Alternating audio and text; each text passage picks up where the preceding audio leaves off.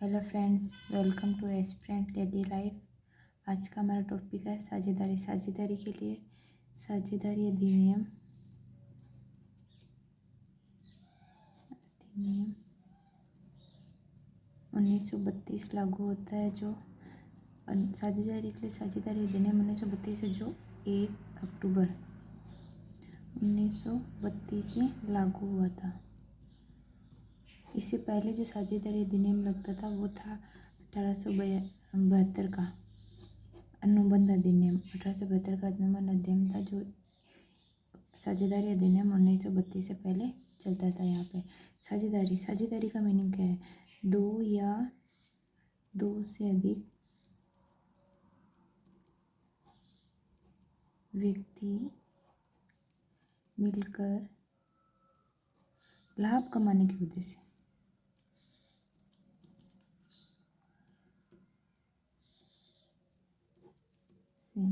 जो व्यवसाय करते हैं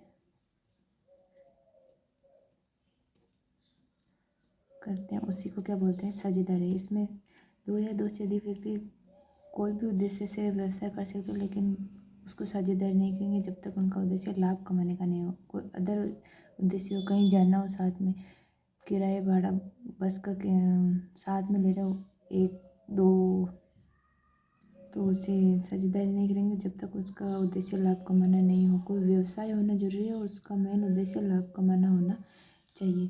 इसके अंदर साझेदारी के अंदर सदस्य जो होते हैं, जो न्यूनतम सदस्य संख्या है, वो न्यूनतम सदस्य संख्या है 2। जब तक 2 व्यक्ति नहीं होंगे तब तक वो साझेदारी कैसे होगी? तब तक वो रहेगा एक एकल व्यवसाय। और जो अधिकतम सदस्य संख्या है उन पे कोई अधिकतम सदस्य संख्या निश्चित नहीं है, लेकिन कंपनी लॉ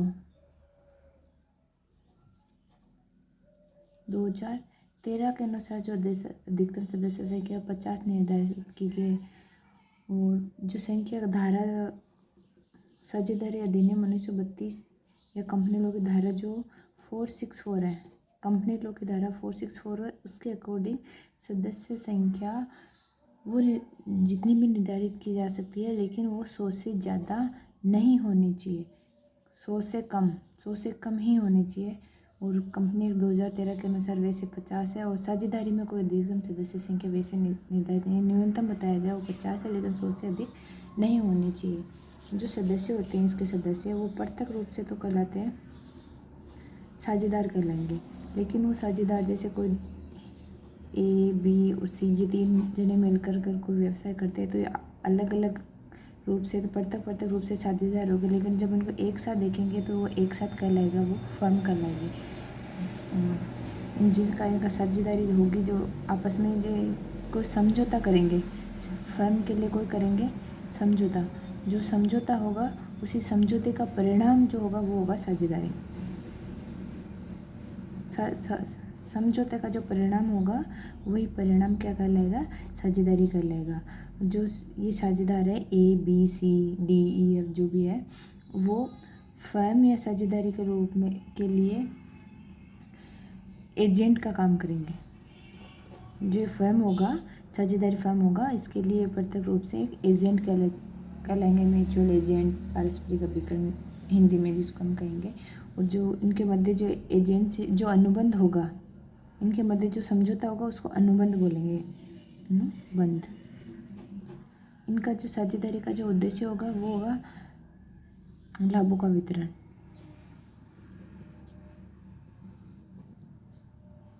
ये लाभों का वितरण होता है वो इसी समझौते के अकॉर्डिंग, पहले जो आपस में समझौता करेंगे उसी के अकॉर्डिंग, समझौते के अकॉर्डिंग ही लाभों का वितरण करेंगे। और ये लाभों का वितरण ही इसका परिणाम साझेदारी होगा। ये लाभों का वितरण के लिए आपस में जो सहमति हो, एक दूसरे से सहमत होंगे, वो तभी समझौता होगा। जो सहमति होगी वो अगर लिखित रूप में है, ये लिखित और मौखिक दोनों हो सकती है। ये समझौता जो होता है लिखित और मौखिक दोनों हो सकता है, लेकिन अगर लिखित रूप में है, लिख लेते हैं, लिखना अगर किसी पेपर है, कोई वाइट पेपर है, जो भी है, उसके ऊपर अगर लिखित रूप में वो साझेदारी की जो सहमति होगी, समझौते के अकॉर्डिंग जो शर्तें होंगी, जो भी शर्तें होंगी साझेदारी के अकॉर्डिंग, वो अगर लिख लेते हैं तो उसको कहेंगे हम साझेदारी संलेख।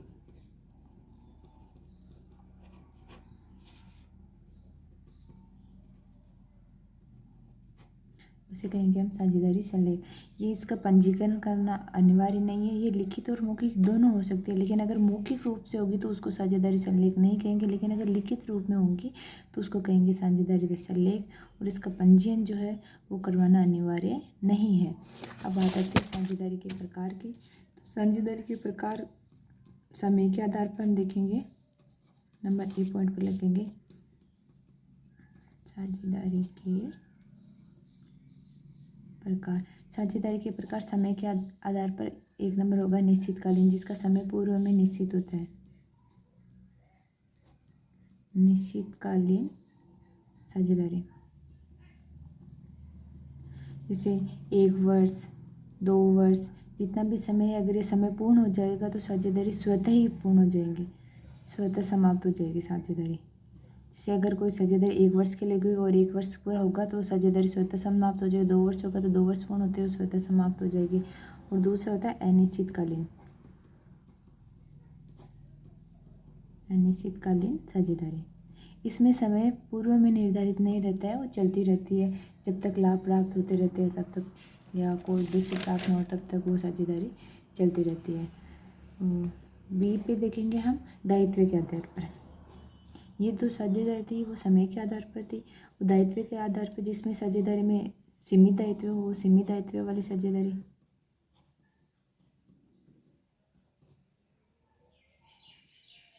इस साझेदारी में साझेदारों के दायित्व सीमित होते हैं, और दूसरी जो साझेदारी वो असीमित दायित्व वाली।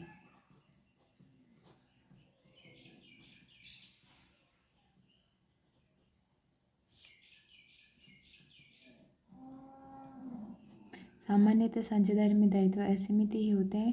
सीमित दायित्व साझेदारी वो होगी जो LLP 2008 यानी लिमिटेड लायबिलिटीज पार्टनरशिप 2008 के अनुसार पंजीकृत होगी, पंजीकृत साझेदारी होगी। उसी साझेदारी में दायित्व जो होंगे सीमित होंगे, और वो सीमित दायित्व वाली साझेदारी कहलाएगी। नंबर 3 पे आती है उद्देश्य के आधार पर साझेदारी।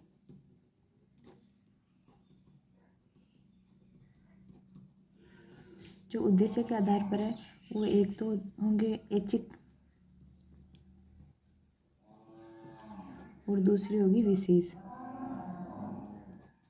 विशेष में क्या है, जैसे बांध बनाना है, हमें कोई भवन बनाना है, ये उद्देश्य विशेष के लिए जो साझेदारी होगी वो विशेष साझेदारी होगी। जैसे बांध जैसे पूर्ण हुआ, भवन निर्माण जैसे पूर्ण हुआ, वो साझेदारी स्वतः समाप्त हो जाएगी। लेकिन ऐच्छिक साझेदारी वो निश्चितकालीन साझेदारी समय समाप्ति के बाद भी चालू रहती है। जैसे कोई निश्चितकालीन साझेदारी है, वो इसका 2 वर्ष पूरे हो गए, समय स्वतः समाप्त हो जानी चाहिए, लेकिन अगर वो नहीं रहती उसको कंटिन्यू करते आगे कि हम इस साझेदारी को आगे चलेंगे, तो वो साझेदारी कहलाएगी ऐच्छिक साझेदारी। डी नंबर पे होंगी वैधता के आधार पर। वैधता के आधार पर एक जो वैध होगी और दूसरी साझेदारी जो अवैध होगी। वैध कौन सी, जिसमें नियम कानून अधिनियम आदि के आधार पर हो, आदि इनके जिसमें नियम और कानून, जो साझेदारी अधिनियम है उसके जो रूल्स है वो सारे अगर फॉलो किए जा रहे हैं तो वो साझेदारी होगी वैध साझेदारी। और अवैध साझेदारी जैसे दुश्मन देश है,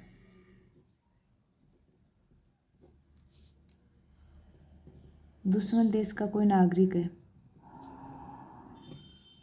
वो सदस्य बन जाए, या सदस्य संख्या 1 से कम हो जाए या 50 से ज़्यादा हो जाए, 50 से अधिक हो जाएंगे तो भी वो साझेदारी नहीं होगी। उसमें पूरे जो साझेदारी अधिनियम है उसके नियमों का पालन नहीं किया गया है, और कोई प्रतिबंधित या गैरकानूनी कार्य किया जाए उसके लिए जो साझेदारी की जाए। जैसे बम का निर्माण हम नहीं कर सकते, विस्फोटक कोई भी सामग्री है उसका निर्माण हम ऐसे नहीं कर सकते, उनके निर्माण के लिए, विस्फोटक सामग्री के निर्माण के लिए अगर कोई साझेदारी होगी तो वो साझेदारी अवैध साझेदारी कहलाएगी। नेक्स्ट हम पढ़ेंगे साझेदारी संलेख। साझेदारी संलेख क्या है? साझेदारी संलेख का वो हमने देख लिया कि कोई जो साझेदारी की जो शर्तें हैं साझेदारी की शर्तें हैं, उन शर्तों का लिखित में होना ही क्या कहलाएगा, साझेदारी संलेख होगा वो है। लेकिन इसके अंदर कुछ विषय वस्तु होती है कि साझेदारी संलेख में क्या क्या लिखते हैं, क्या शर्तें होती है, उसकी कुछ विषय वस्तु होती है, जैसे उसमें नंबर 1 पे आ जाएगा साझेदारों के नाम व पते,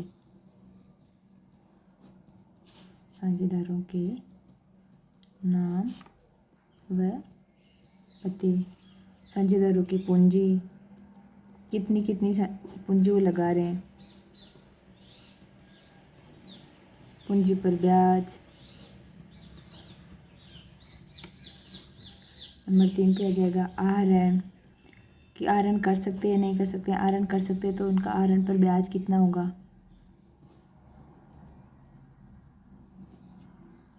वेतन कितना होगा, वेतन, कमीशन, बोनस, ये कितना होगा, दिया जाएगा या नहीं दिया जाएगा, कितना दिया जाएगा। साझेदारों में लाभों का वितरण कैसे होगा, किस अनुपात में, पूंजी अनुपात में होगा या कोई और अनुपात होगा, बराबर बराबर होंगे। साझेदारों के ऋण, ऋण अगर साझेदार देते हैं तो आदि, जिसके अंदर वो कितनी प्रतिशत ब्याज उनको प्राप्त होगा। इसको हम एक जैसे समझ सकते हैं, जैसे मान लो ए बी सी ये 3 साझेदार हैं। ए ने लगाए 2 लाख रुपए, बी में लगाए 1,50,000 रुपये, सी ने लगाए 50,000 रुपये। ये तीनों साझेदार हैं। अब इनके अंदर लिखित में कोई साझेदारी संलेख नहीं है, बस सहमति हो गई और व्यवसाय कर रहे हैं। ए ने क्या किया, कुछ समय बाद 50,000 रुपये आहरण कर लिया, फिर थोड़े टाइम बाद 10,000 रुपये फिर आहरण कर लिया, इनको वापस दे दिया। और जो बी है, बी क्या करता है, व्यवसाय में पूरा समय देता है अपना, और एक बहुत कम समय के लिए आता है, बी भी कम समय के लिए आता है लेकिन आता है, और ए अपना पूरा समय जो है व्यवसाय में लगाता है। जब व्यवसाय के अंत में क्या करता है, ये जो एक और मान लो जैसे व्यवसाय के बीच के अंदर और ज़्यादा पूंजी की आवश्यकता है तो बी ने 20,000 रुपये लगा दिए, बी ने भी 20,000 रुपये लगा दिए, सी ने कोई रुपये नहीं लगाए।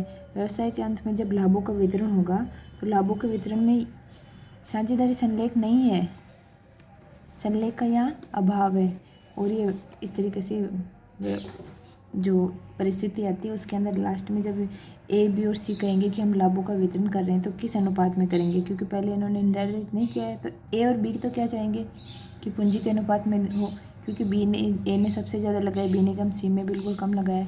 लेकिन इसके अंदर सी को क्या है, इन दोनों को नहीं पता है कि साझेदारी संलेख के अभाव में क्या नियम लागू होते हैं, लेकिन सी को अच्छे से पता है कि साझेदारी संलेख अगर नहीं है तो मैं कितनी ही पूंजी लगाऊं, कम लगाऊं, ज़्यादा लगाऊं, जो लाभों का अनुपात, लाभ हानि है, लाभ हानि का विभाजन क्या होगा, बराबर होगा।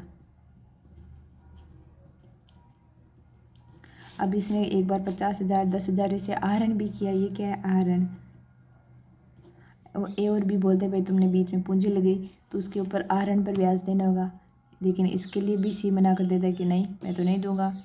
फिर ये दोनों बोलते हैं कि हमने पूंजी लगाई, इस पर हम ब्याज मिलेगा, तो सी बोलता है नहीं, क्यों नहीं देंगे, नहीं कोई ब्याज नहीं दिया जाएगा। ये जो एक्स्ट्रा पूंजी लगाई है, शुरू में जो पूंजी लगाई इस पर हमने ज़्यादा पूंजी लगाई तो हमें ब्याज मिलेगा, लेकिन सी उसके लिए भी मना कर देता है। लेकिन उन्होंने ऋण दिया है बाद में 20-20 हज़ार रुपये, सी उसके लिए भी मना कर रहे हैं, लेकिन ए और बी क्या बोलेंगे, सारी तुम्हारी बातें थोड़ी मानी जाएगी, हमारी भी मानी जाएंगी, हमने ऋण दिया तो ब्याज लेंगे।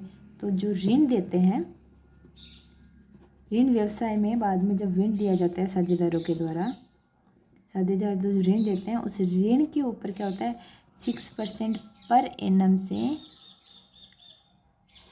ब्याज दिया जाता है। लेकिन जो पूंजी लगाई उन्होंने, चाहे कितनी ही लगाओ, इन दोनों ने ज़्यादा लगाई, सी ने कम लगाई, लेकिन सी को पता था साझेदारी संलेख का यहाँ अभाव है, तो यहाँ पर पूंजी पर ब्याज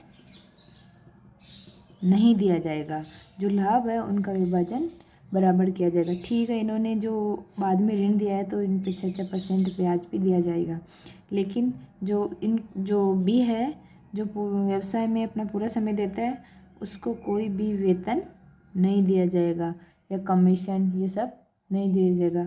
और एक और चीज़ होती है साझेदारी संलेख के अभाव में, जो व्यवसाय की जितनी भी पुस्तकें होती हैं वो सभी साझेदार को देखने का अधिकार है। सभी साझेदार पुस्तकें, प्रतिलिपि जो भी होती है उसको प्रतिलिपि ले सकते हैं, पुस्तकें देख सकते हैं। इसका अधिकार जो है वो सभी साझेदारों को बराबर होता है। कोई भी साझेदार कभी भी व्यवसाय की पुस्तकें देख सकता है। आज के लिए इतना ही। वीडियो पसंद आए तो लाइक, शेयर एंड सब्सक्राइब।